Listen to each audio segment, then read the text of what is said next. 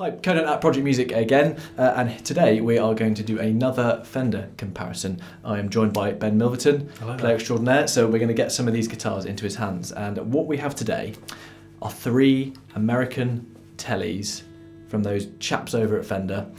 We have American Pro II, this lovely sunburst one here.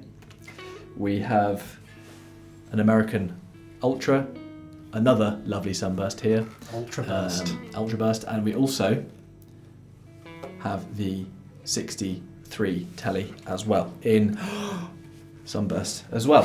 Keep the comparisons as close as possible. So we're going to go through the sounds of these 3. We're going to get Ben to run through on some clean, some dirty as well. What we thought we'd do quickly first is just to run through the standard spec differences of the 3, what they're aiming for. So we'll start with actually tell you what, I'll start with the 63 so you can see in my hands, much easier. So the 63, obviously part of the American Vintage II range. It is as close to a vintage instrument in the current production line as you will get. That's exactly what they've based it on, is to make it as close to that as they possibly can. So you basically have vintage voice pickups, you have of course vintage neck profiles, you have the vintage style fretboard radius as well, and I think they've done an incredible job of getting them to sound and feel in that ballpark, and we've done other videos on some of the others like the Strats and things like that, and they are incredibly good instruments, up there tickling on the heels of the custom shop stuff.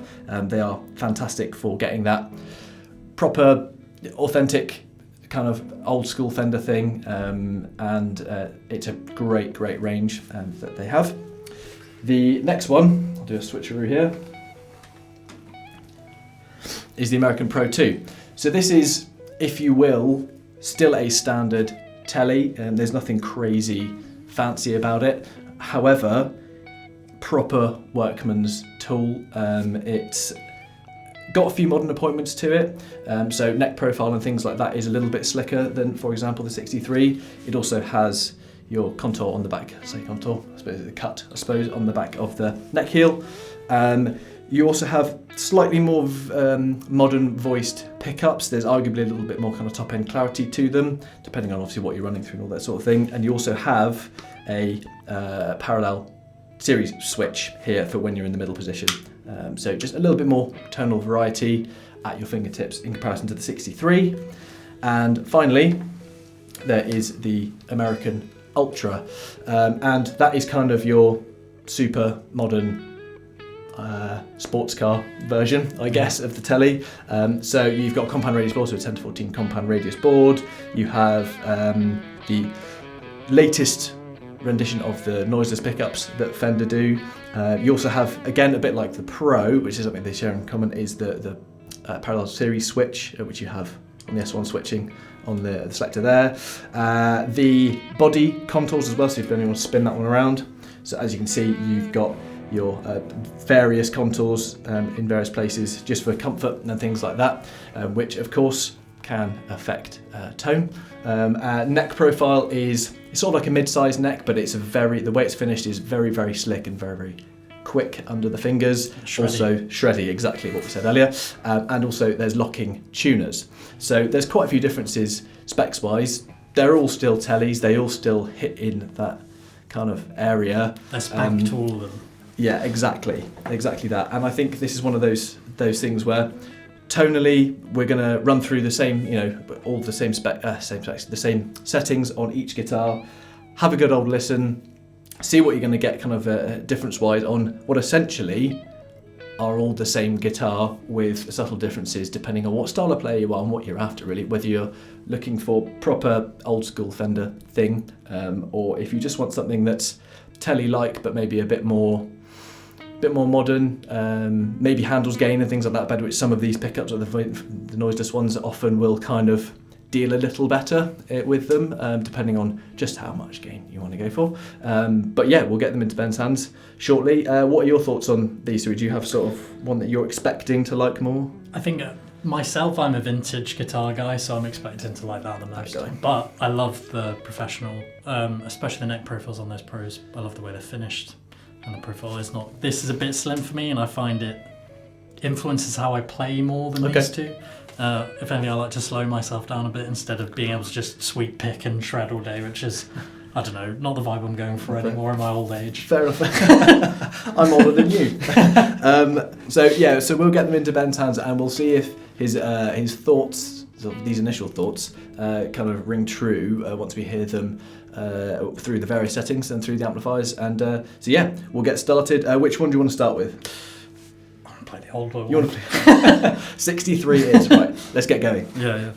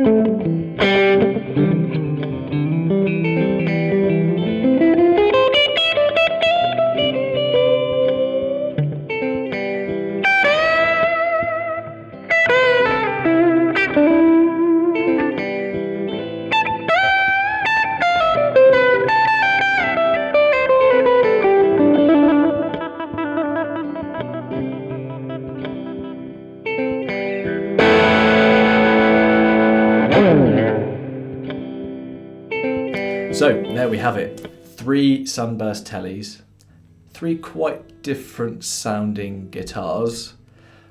Would you agree? Yeah, very much so. Yeah. Yeah, the range of tone is pretty interesting. But it's interesting also sort of expected, like the more modern it goes, sort of the more modern interpretation of guitar sound go with it, like mid-range goes away a little bit. Yeah. And functionality comes into it a bit more and sort of almost like a clarity of sound, like, I don't know how to explain it. Yeah, it is quite hard because I think it's, I'm hoping it does come across in the recording, because when I was sitting over there, we played the 63 first, and it was like the guitar sound, that Tele sound that you've heard on so many records and so many people playing. You go, oh, hello, there's all this, like you say, there's a different sort of mid-range feel to it, and as we went into the next one, that kind of got taken away, and not for the worse, just it was different, and I think we both quite like that sound, the vintage Tele sound, but that doesn't necessarily mean these like this guy and this guy were bad in any way. It was just there was something missing, I think, after starting with the 63. I think the one thing about the more modern pickups is they seem to come alive way more with gain. Agreed. Whereas this guitar has the same character with or without gain. You get the clarity and the Tele spank a bit. The more of the Tele spank comes out of these guitars when you hit it with gain a bit more. To my ears, it does. Yeah, no, absolutely. I definitely was sitting over there thinking that the clean sounds on the 2 more modern instruments were fine. They did a job, and they weren't bad clean sounds. But yeah, definitely as soon as you went into that gainier thing, they definitely retained some of the. I think that the sound from a Tele that I really like. I think they definitely brought some of that back in. I think it still wasn't quite like that, but it's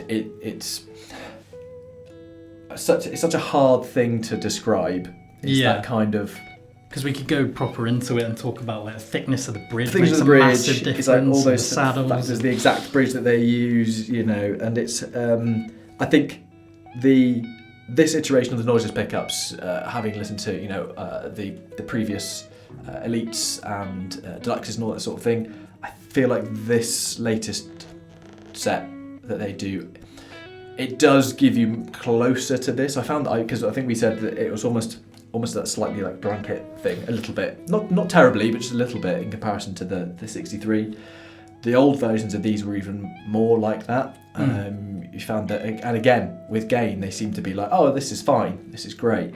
I think it's a compression thing. It must be. Again, yeah. I think we did a video about Strats before this, and I think the compression and the way the pickups bloom makes a huge difference, especially with the difference between vintage and modern. Yeah.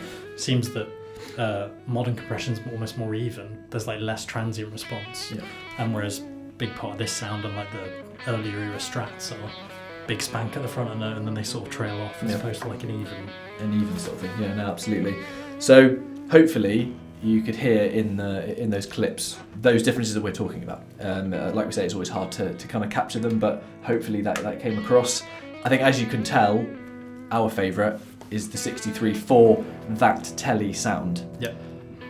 However, obviously the Pros and the Ultras are incredibly playable instruments. Like the necks on these things just feel fantastic. The finishes. Also, if you'd like a super flat board, then the 10 to 14 on the Ultra, it's so easy under the fingers. It's absolutely lovely.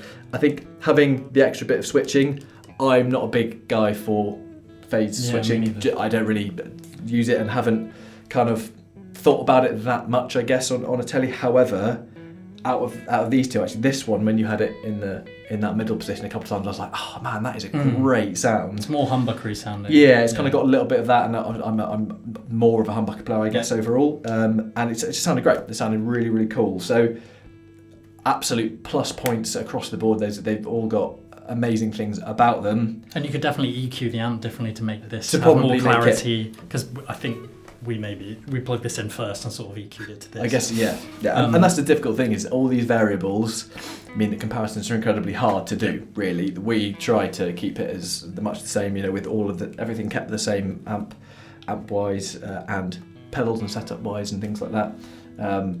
But also, they made out different bits of wood as well, so that always affects it too. So, but yeah, hopefully that was of some use to you guys, hearing those three. These are three Teles that we get asked about a lot, because of course they are the top tier American built production guitars that Fender do, and they're the obvious comparison in the Tele range. But hopefully you heard those differences. Hopefully that will be useful if you are searching for your perfect Tele, whether you want to go pure Tele or you want to go down the route of something that gives you a lot of the vibe of Tele, but maybe has a little bit more of that kind of modern appointment thing, because a lot of people really want to have extra access up here, and the noiseless thing as well. If you're playing with crazy amounts of gain, that is probably going to be quite a helpful thing, just to negate some of the worst of that, at least. Yeah, and it's almost like the trade-off of the tonal difference is worth it if you're gigging in dirty power places, because I've done gigs with Teles and Strats where it's kind of and you can't do anything about it. You're like, okay, right, I'll just have to deal. But yeah, it's great. It's I think all three sounded fantastic. That's our favourite. Yeah. Tell us in the comments, what's your favourite? Are there particular specs that you really like on any of these guitars, or things that you think, I'm just not sure it's kind of worth a trade-off of tone for playability and things like that? We'll do some more comparisons and videos in the future, and remember to subscribe if you can, because it helps us out, and hopefully you will see these two faces in a video very soon.